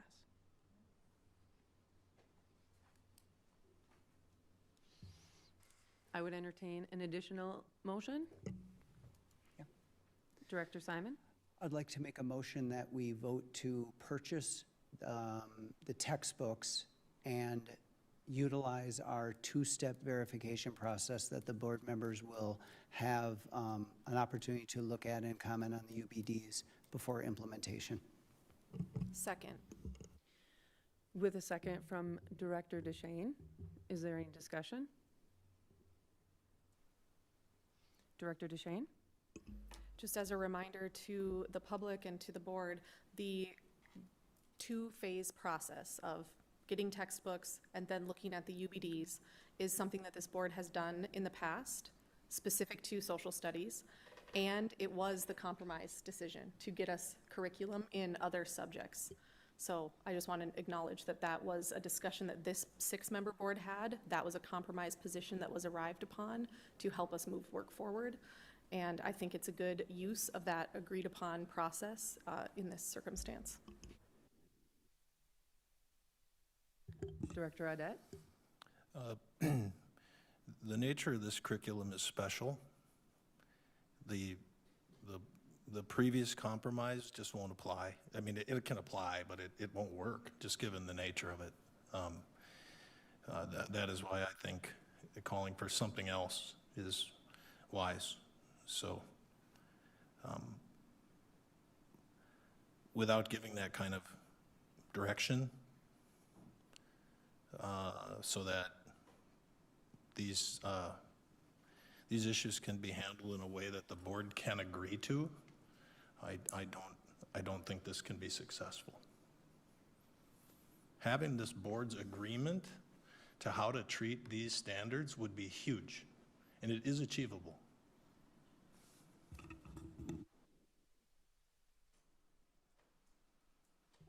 Director Simon? I would just say that I think we can engage in that discussion, and I think we can do it by looking at specifics, the UBDs. And this board can look at those and say yes or no to them. So very specific things as opposed, and in addition to that, we can create that general overview document of for the future, but we can look at actuals right now, and I think that would even be more transparent to the board and to the public. Director Arco? I do generally agree with the process you laid out there, Director Simon, with the follow-up that it has been stated at a work session quite some time ago by former curriculum writer Dan Bordwell. He openly acknowledged that teachers will drift from UBDs, and I've heard from teachers that they largely don't even use the UBDs. Whether or not that's true, I'm not here to debate that fact, but the reason I point that out is because I'm going to keep going back to the Strand 5, the ethnic studies strand, that was the major change to this curriculum, because I do believe we are harming children by teaching them out of context, borderline factually inaccurate history. You need to quarantine and minimize that. And so while I can agree what's in the UBDs, I want special consideration for Strand 5, which is why I think we need some kind of policy update. And in the absence of that, I do agree with what Director Audette was saying, and that the book itself is just such a bad source that I wouldn't trust it anyways, no matter who is using it, even if I trusted the person completely, because they're still going to give the book to the students, and it's a very misleading text.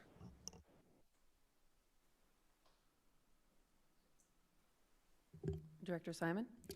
Just want to clarify in my motion, not in my motion, but in the discussion that I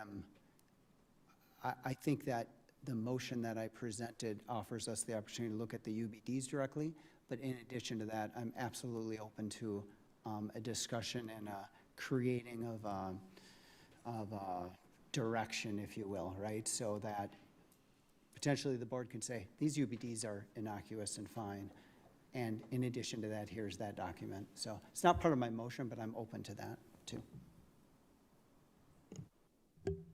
Director Arco? As Co-Chair Hoagman pointed out, the state has only just made this book available. So again, echoing what Director Audette said, normally I think the two-part process is sound, and we've used it successfully in the past for certain things. In this case, I almost want the order reversed, which is take the available textbook, now that the state has just opened it up, draft the UBDs, and then to the extent that we have this discussion, we'll start from there. Why spend the money on a textbook when even with, and I'm just wagering a guess here, even with the best written UBDs, it's likely not going to happen anyways, to your point.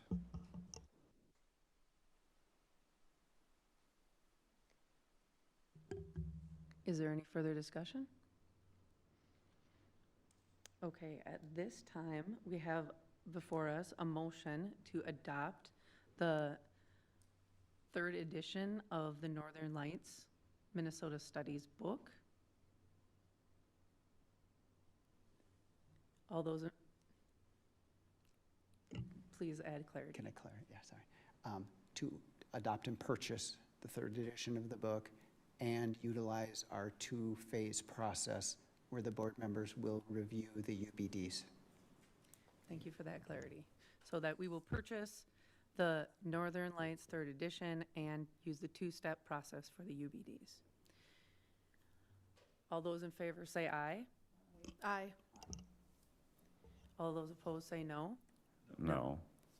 With 3 in favor and 3 opposed, the motion fails.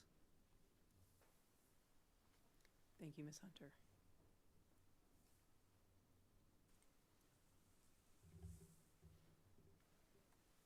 Unless there is an additional motion anyone would like to put forward. Thank you, Ms. Hunter. We are now nearing our last board agenda item, item 9, board correspondence and communication. Members, this is your opportunity to share happenings in your community, report on committee assignments or other items of interest. Does anyone have anything to share? Director DeShane? Thank you. And we heard from our music teacher about the marching band showcase that happened at Coon Rapids High School this past weekend. Just want to say a huge thank you to the staff at that school site that made it possible, all of the marching bands and parents for a great show. And just a quick thank you to all of our staff getting school ready for students to welcome them back. Your work is important, you make a difference, and I see all the time and care that you put in. Thank you.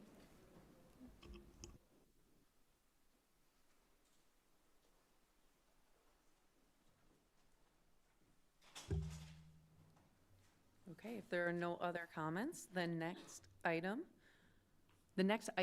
will be conducted in closed session. The first session will be closed pursuant to Minnesota Statute 13D.03 to discuss labor negotiation strategies with the Education Office Professionals Open Group.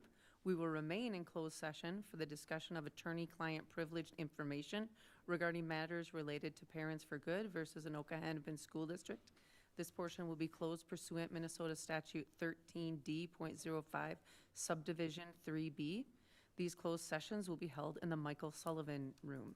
I would entertain a motion to move to closed session. Thank you, Director Adet. Is there a second? Second. With a second from Director Simon, is there any discussion? Hearing none, all those in favor say aye. Aye. Any opposed, say no. With 6 in favor and 0 opposed, we will move to closed session in the Michael Sullivan Room. Should we take a 5-minute break? The time is 8:35. The meeting is recessed.